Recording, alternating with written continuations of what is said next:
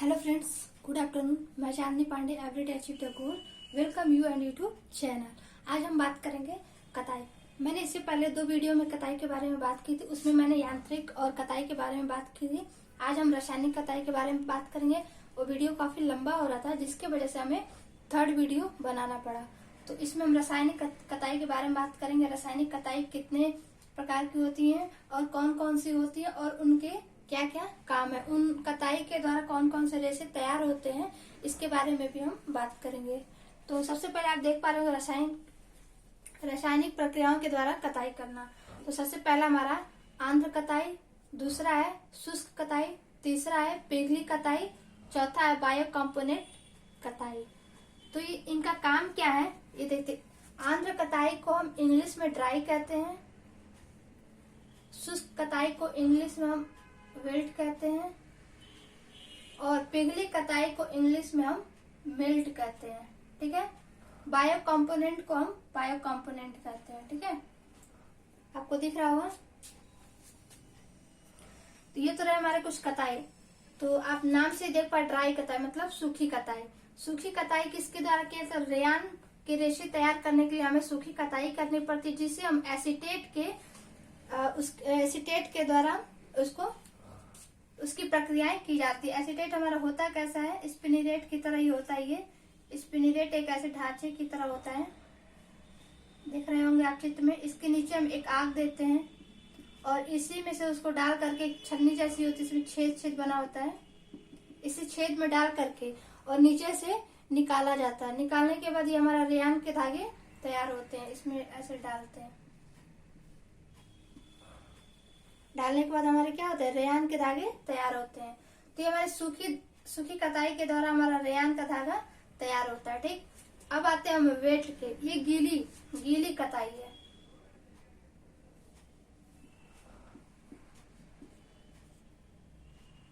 गीली कताई क्यों की जाती है?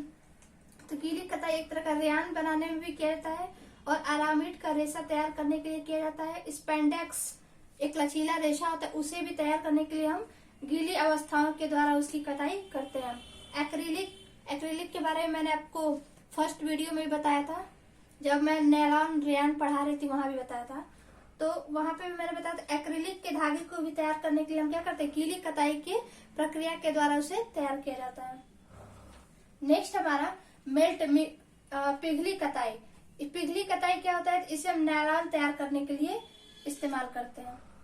पिघली कताई भी इसी तरह का होता है। इसको हम क्या करते हैं? स्पिनिरेट में डालते हैं।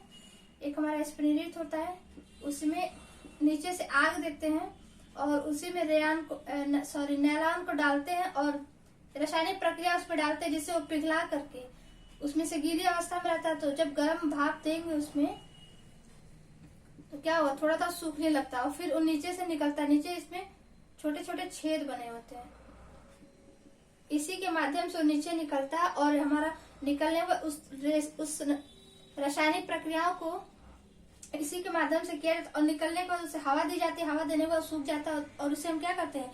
एक धागे के रूप में प्राप्त करते हैं। नेक्स्ट हमारा बायो कंपोनेंट मिश्रित। ये दोनों रेशे को लेकर के तैयार किया जाता है। मतलब ये दोनों रेशे का ये मतलब नैलॉन, रेयान, इन दोनों को मिला करके हम बायो कंपोनेंट को तैयार करते हैं। ठीक है, इस तरह से रहे हमारे कुछ। और ये भी बता दें कि अरामिड एक अग्निरोधक कपड़ा है। ये हमारा अरामिड क्या है? अग्निरोधक कपड़ा है।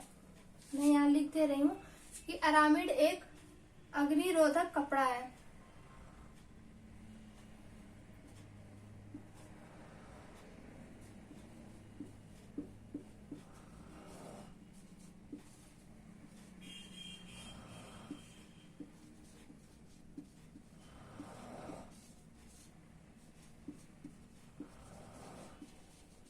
अग्निरोधक कपड़ा है। ये कपड़ा फायर ब्रिगेड वालों के लिए बनाया जाता है। फायर ब्रिगेड का जो कपड़ा तैयार होता है वो किससे तैयार होता है? हमारे अरामिड के रासायनिक प्रक्रिया में अरामिड होता है। इसी अरामिड के द्वारा हम फायर ब्रिगेड का ड्रेस तैयार करते हैं और इसे हम कहते हैं अग्निरोधक। ये एग्जाम में पूछता है कि अग्निरोधक का कपड़ा किससे तैयार होता है, या फिर ये भी पूछ सकता है कि अरामिड के कपड़े से कौन से कपड़े तैयार होते हैं। अरामिड के रेशे से कौन से कपड़े तैयार किए जाते हैं, तो आपका अग्निरोधक कपड़ा तैयार किया जाता है।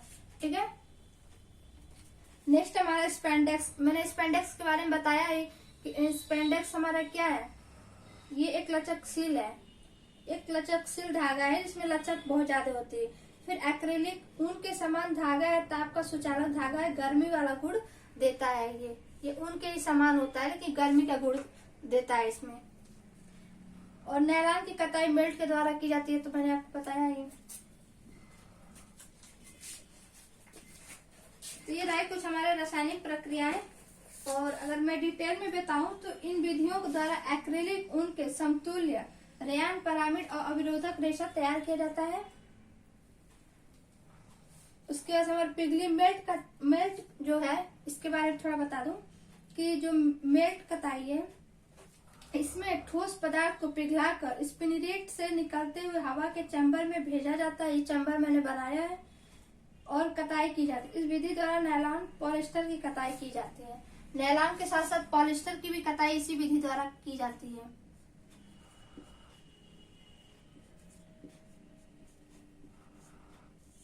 ठीक,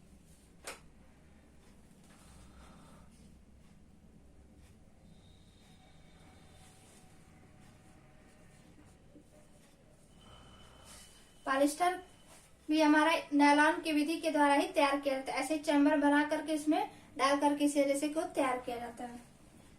फिर बायो कंपोनेंट में ये दो रेशों को बनाकर किया जाता है, इसमें स्टेपल का प्रयोग किया जाता है और पॉलीमर को दोनों घोल अलग अलग से होकर गुजारा जाता है। दोनों को जोड़कर दो ट्विस्ट करके हल्का सा ऐंठन दे करके बना देंगे। यह मिश्रित रेशा भी कहा जाता है। रेयान नायलॉन मिला करके इसे तैयार किया जाता है। यहाँ पर हम लिख दें कि रेयान प्लस नायलॉन,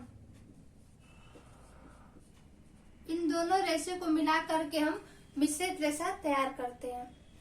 तो ये हमारे रहे कुछ रासायनिक प्रक्रियाएं। यहाँ से इन क्वेश्चन आते हैं, इसलिए आप इनके चारों नाम याद कर लेंगे और चारों का क्या काम है, किसमें कौन से रेशे तैयार होते हैं, ये भी याद कर लेंगे आप। कि ड्राई के द्वारा रेयान तैयार होता है, वेट के द्वारा रेयान, अरामिड, स्पेंडेक्स, एक्रिलिक तैयार होता है, मेल्ट के द्वारा नायलॉन, पॉलिस्टर तैयार होता है। और दोनों रेशों को मिला करके रेयान और नायलॉन को मिलाकर हम बायो कंपोनेंट तैयार करते हैं। ठीक है, आप लोग स्क्रीनशॉट ले लें और इसे आप अपने नोट्स में लिख सकते हैं। यहाँ से क्वेश्चन आपको देखने को मिलेगा।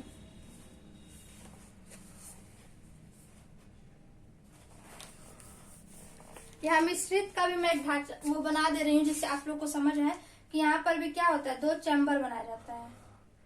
दो चैम्बर बना, दोनों चैम्बर में एक में नायलॉन और एक में रेयान को डालते हैं और यहाँ से नीचे से निकलता जाता है, पतला पतला निकलता है। छेद है उसमें तो भाई उसमें पतला सा निकलेगा, ऐसे टपकता। फिर उन दोनों को क्या किया जाता है, दोनों को ले करके यहाँ पे ऐंठन दी जाती है। ऐंठन देते देते हमारा एक मिश्रित रेशा तैयार हो जाता है। ठीक है, इन्हीं प्रक्रियाओं के द्वारा हमारा ये तैयार होता है।